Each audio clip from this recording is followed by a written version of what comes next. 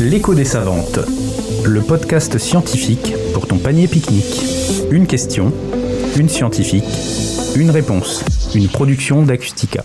Salut tout le monde et bienvenue dans un nouvel épisode de l'écho des savantes avec Acustica dans le cadre du mois de la santé. Aujourd'hui en compagnie de Mélanie Vie, doctorante en psychologie du développement au laboratoire C2S de l'université de Reims. Bonjour Mélanie. Bonjour. Alors depuis quelques podcasts maintenant on parle des TDI, les troubles du développement intellectuel. Une première question dans ce podcast à poser, comment on en vient à pousser la recherche jusqu'à la thèse quelque part?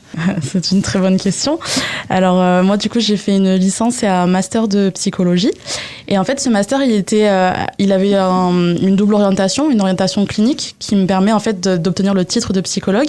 Et il y a une orientation un peu plus vers la recherche où là, j'ai dû rédiger un mémoire de recherche et ça me permet en fait de pouvoir continuer le cursus universitaire jusqu'au doctorat.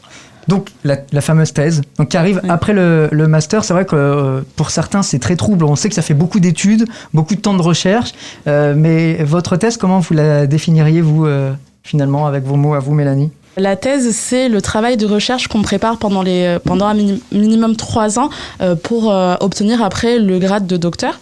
C'est un travail qu'on pourra faire ensuite en tant que chercheur, mais là, on est sous la supervision d'un professeur qui a déjà pas mal d'années d'expérience derrière lui. Alors, on imagine tous le chercheur avec une blouse blanche, avec des pipettes, avec des rats de laboratoire où on fait des tests. Quand on fait de la recherche en psychologie, j'ai l'impression qu'on est un peu loin de ça quand même. C'est vrai qu'en psychologie, on n'est pas du tout dans ce registre-là. On manipule pas de composés chimiques. L'objectif de la psychologie du développement, c'est vraiment de comprendre comment les individus se développent tout au long de leur vie.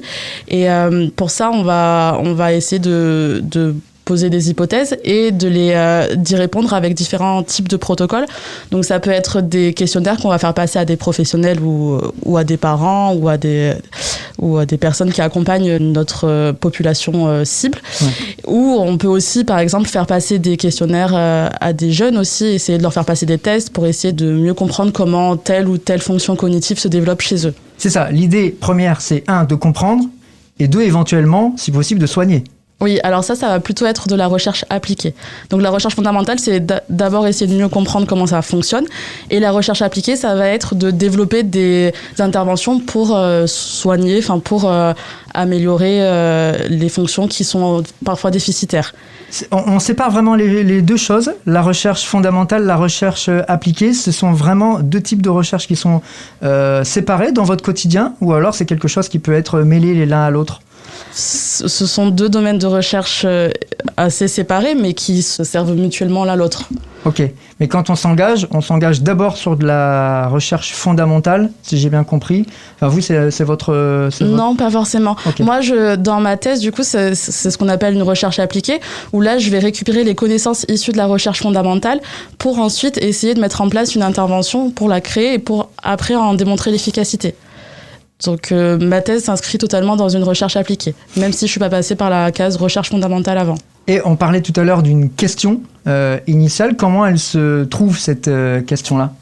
Alors cette question, elle se trouve en lisant beaucoup d'articles scientifiques, en essayant de se mettre à jour au niveau de nos connaissances pour pouvoir en fait essayer d'extraire les questions qui n'ont pas encore obtenu de réponse. Et voilà. Et voilà, et peut-être la dernière question qui peut paraître un peu plus personnelle, Mélanie, mais est-ce que, quel que soit le sujet de recherche, il faut se sentir un peu concerné ou avoir un certain vécu pour finalement se lancer dans cette recherche ? Il faut se sentir concerné, effectivement. Après, le vécu, je ne sais pas. En tout cas, moi, mon intérêt, il s'est surtout développé pendant mes études parce que j'ai fait beaucoup de stages en IME, en institut médico-éducatif. Ce sont des écoles spécialisées dans l'accompagnement des jeunes avec TDI. Et donc, ce public m'a plu et c'est pour ça qu'aujourd'hui, je continue à travailler auprès de ces populations. Et c'est parti pour quelques années de recherche, donc. Oui, j'espère. Eh ben, vive la recherche. Merci beaucoup, Mélanie. Merci à vous. L'écho des savantes, le podcast scientifique pour ton panier pique-nique. Une question, une scientifique, une réponse, une production d'Acustica.